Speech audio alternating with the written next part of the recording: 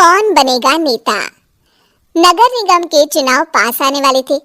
पूरे कानपुर शहर में टिकट को लेकर मारामारी शुरू थी, लेकिन सबसे ज्यादा चर्चा में वार्ड नंबर 40 की सीट थी। वो इसलिए क्योंकि इस बार वहां की सीट महिला के लिए आरक्षित थी। अब सवाल ये था कि चुनाव लड़ेगा कौन। इससे पहले ठाकुर साहब वहां से पार्षद थे और इस बार उन्होंने अपनी पत्नी सीमा ठाकुर को टिकट दिलवाई और ठाकुर साहब की शान के कारण सीमा जी ने 20,000 वोटों से चुनाव जीत लिया।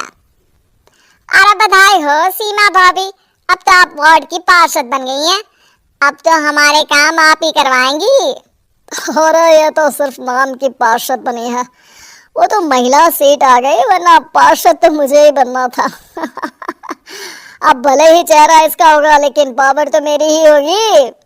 अरे वाह भाई साहब, क्या दिमाग लगाया है आपने भी। आइए आप लोग, खाना लगा दिया है सबके लिए।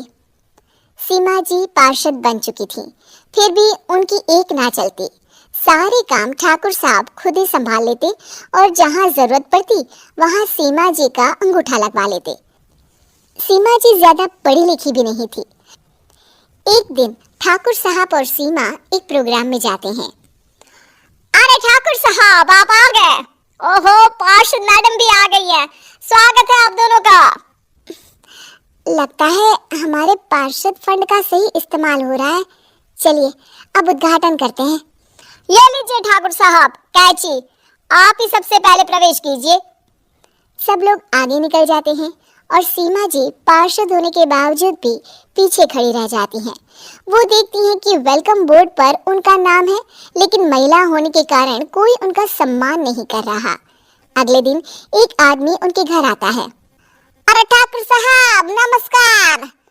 कल ना हम नोटिस किए कि हमारा घर तो अवैध है और नगर निगम वाले उसे तोड़ने आ रहे हैं। अरे कुछ कीजिए ना ठाकुर साहब। देखो भाई, मैं तो ज्यादा कुछ कर नहीं सकता, पर अगर तुम सबकी जेब गर्म कर दो तो कुछ हो सकता है। कुल मिलाकर 4 लाख लगेंगे। अरे 4 लाख ठाकुर साहब? अरे भाई, मैं अपने लिए नहीं मांग रहा हूँ। दरोगा है, इंजीनियर बाबू है, बड़े साहब है, सबको देना पड़ता है ना थोड़ा थोड़ा। बोलो है मंजूर? तभी वहां अचानक सीमा जी आ जाती हैं। अरे ये आप क्या कर रहे हैं? पहले इन्हीं लोगों से तो आपने वोट मांगे, अब इनसे ही पैसे ले रहे हो। अरे चुप रहो तुम, तुम्हारा काम है सिर्फ अंगूठा लगाना, तुम वही किया करो। मुझे दूसरे काम तुम मत सिखाओ, समझी? और तुम ना जाओ, अब पैसे लेकर आओ, वरना जेसीबी किसी भी वक्त आती होगी। सब कुछ ऐसे ही चलते रहता है। एक दिन सीमा जी और ठाकुर साहब को एक लोकल मीटिंग में बुलाया जाता है। वहां पर कई और अधिकारी लोग भी मौजूद रहते हैं। अब मैं चाहूंगा कि ठाकुर साहब हमारे बीच 2 शब्द कहें। मेरे प्यारे भाइयों और बहनों, आज मेरा सौभाग्य है कि मैं आप सबकी सेवा दिन रात कर पा रहा हूँ। आपने मेरी पत्नी को भारी मतों से जिताया है, इसलिए मैं आप सभी का शुक्रगुजार हूँ। मैं आप सबसे वादा करता हूँ कि हमेशा की तरह हमारे वार्ड में किसी को कोई तकलीफ नहीं आने दूंगा। सभी लोग तालियां बजाने लगते हैं। अब मैं माननीय पार्षद मैडम को स्टेज पे बुलाना चाहूंगा। अपने नाम को बुलाया सुनकर सीमा जी एकदम चौंक जाती हैं। उन्हें बिल्कुल उम्मीद नहीं थी कि इतनी बड़ी जगह उन्हें मंच पर बुलाया जाएगा। जैसे तैसे वो मंच पर चढ़ती हैं। ऊपर जाते ही सीमा जी को सारी पुरानी बातें याद आ जाती हैं कि किस तरह उनके पति उन्हें कभी भी आगे बढ़ने नहीं देते और उनके नाम से गलत काम करते हैं।